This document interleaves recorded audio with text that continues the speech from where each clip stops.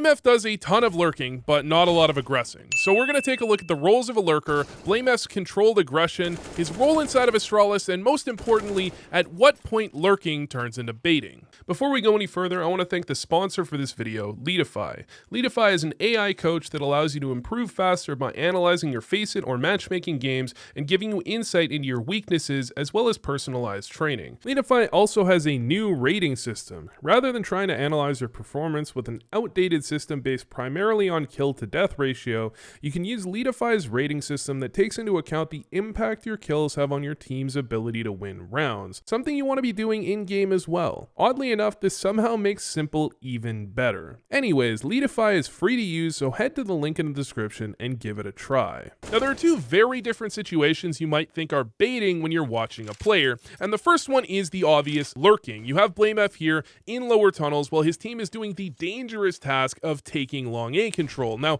while he's not taking a risk himself, this is 100% necessary and all teams are going to do it. You need to maintain map control as you take other areas of the map. Now, the second one is more traditional baiting, where you're actually playing off of the death of a teammate in order to get a kill yourself. And you're going to see Gla1ve with a Mac 10 is going to try and jump through this smoke ahead of BlameF, and BlameF's goal is to use the information Gla1ve gets to get himself a kill, or not. Now, despite what you just saw, BlameF is actually an extremely effective trade fragger, and I almost wish he would do it more. When he's second or third in, he almost never misses the trade, and you can see here his team has pistols, so baiting makes a lot of sense. He'll post up on the upper angle before trading on config, and then he'll finish off Fang peeking for his own trade as well. Actually, part of what makes him so effective is this little hesitation he has where JT starts to think a trade isn't coming and he gets caught starting to move. Now, there's nothing wrong with being great at trade fragging. In fact, that's part of what makes csgo such an effective player. However, it is always going to look easy because it kind of is textbook baiting. Now, I don't put any blame on F for that, however, because not every player would be able to get trades quite the way he can. In fact, in this round here, after Xyp9x makes contact, Fragging is going to move his way over with AWP in hand and miss a shot himself, which ends up with BlameF getting 2 kills he probably wouldn't have picked up if Fragging had landed that shot. Now, of course, the T side is the main point of contest because that's where he baits, but I do feel it necessary to bring up his CT side where he can conjure multiple He grenades apparently, but also where he gets most of his stats. In fact, his T side stats aren't very effective, and on CT side where you have to be mostly self-sufficient is where BlameF gets most of his work done, as you can see here. And on Mirage, he's inarguably aggressive with the way he plays in middle, but he's still controlled and tries to consistently take advantageous engagements. You can see here AGO is going for an A exec while they have Milky lurking in middle. Is he baiting?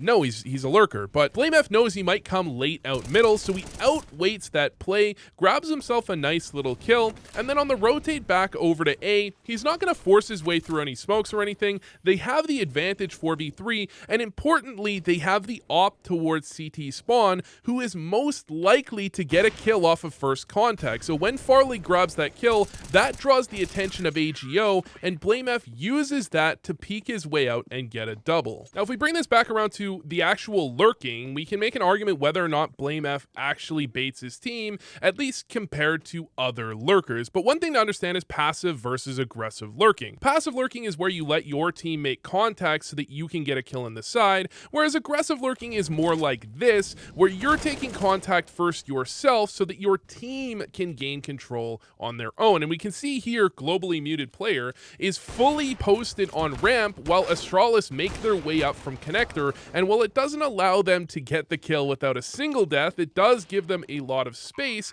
and BlameF really did his job perfectly here, and typically he does a very solid job when he does aggressively lurk. It's just a matter of how often he does it. Now, in the very next round, BlameF is going to get aggressive again. Take that, haters. But this is actually a criticism you're going to see thrown at BlameF somewhat often, that he's hyper aggressive against pistols, but overly passive when his opponents are on a buy round.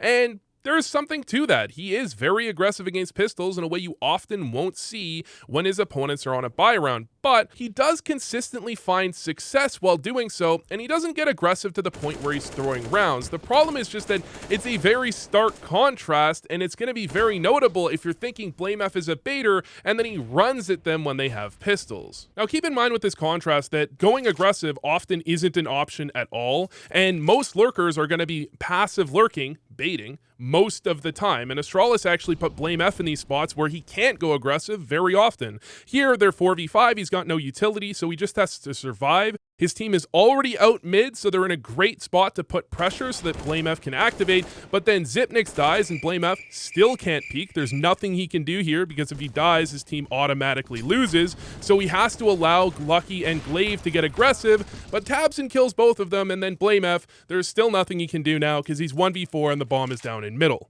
And not only that, but it looks even worse as a fan because he gets a kill, and that kill is ultimately completely meaningless because he dies right after. Now, I just can't get out of this video without showing you this round because I think while BlameF does cross the line to be a bit of a baiter sometimes, he also gets a lot of blame for situations where it seems to be a team decision, and this, on the surface level, looks like the baitiest round of all time. So his team is on pistols, no armor, and they go for a cat play. They're going for the free cat plant if they can, and based on the way Big has been playing, it seemed like a decent decision. BlameF with the only rifle is here for the lurk. This is a textbook bait play, and he's even going to get mollied out of long, and it ticks him, but luckily for him, faveN doesn't hear it. Now, the bomb will eventually get planted, and BlameF plays this after plant angle. He wants to go cat here. It looks like he's going to group up with his team. However, he ends up stopping and turning around, and at the same time, Astralis duels out from every angle. They all start taking fights, looking to buy time. That's why I think this is a coordinated effort and a call, because they're buying time for BlameF to loop back around on this extra delayed flank and get himself the 2 kills that end the round. Eventually, there you go. So my complaints about BlameF come from how often he goes for the passive lurk compared to other lurkers, and seemingly be unwilling to get aggressive when rounds go wrong. So here, they're 3v5 against Gla1ve, there's only 20 seconds left on the clock, and he's going to throw an arch smoke and a flash for his team, and then he's going to go truck. And there's nothing wrong with this at all, but with his team running, he needs to activate into this round and get something done, but instead he's meticulously clearing out every angle, and that means by the time he even sees someone, the round is already over. Now, that play from BlameF made perfect sense in a 5v5, but I feel in a 3v5 he had to be a bit more active, and if you compare him to a player like ropz, who has been accused of being a baiter in the past, though I disagree, it feels he's a bit more active, and when things go wrong, he's ready to break out of the mold to give his team a chance. So we see here their goal is to hit their way up truck. ropz has a very clever flash that he's going to throw, but both players instantly die, and instead of bailing, ropz undeterred makes his way out and dies. If you've watched enough of BlameF, you've seen plenty of these rounds where he hasn't really made a mistake. However, he has let the round pass by without having any impact when he had a chance to maybe make a play. And call it too much faith in his team. Maybe if Device was there, things would be different, but I have to say that this makes him a bit of a baiter. With that being said, if you watch EPL, it does seem like he's taking a lot more initiative, and it may have literally been that Astralis told him not to die, and he listened. So thanks for watching, and check out this video YouTube thinks you'll like.